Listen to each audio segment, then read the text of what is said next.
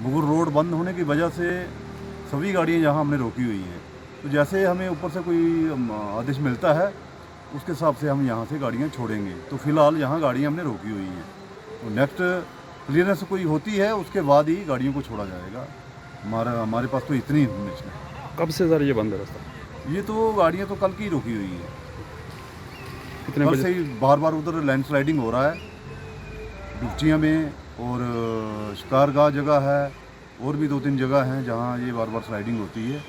उसकी वजह से ये सेफ़ जोन है इन लोगों के लिए, तो तभी यहाँ इन गाड़ियाँ इधर रोकी हुई हैं। कल से यहाँ रोका हुआ है। पहले कल परसों हम थे अखनूर रोड पे रोका हुआ था।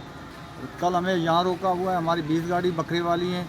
नुकसान तो बहुत हो गया। यहाँ माल उतारने की जगह नहीं है। हमें कितनी थोड़ी इजाज़त मिल जाए चंडीगढ़ तक हम माल उतारे, कितने रास्ता ख़राब ही है। वहाँ कुछ गाड़ियाँ खड़ी हैं हमारी यहाँ बकरे गाड़ी, तो हमें वहाँ तक थोड़ा वहाँ तक हमें क्लियर हो जाए, क्योंकि हम बहुत परेशान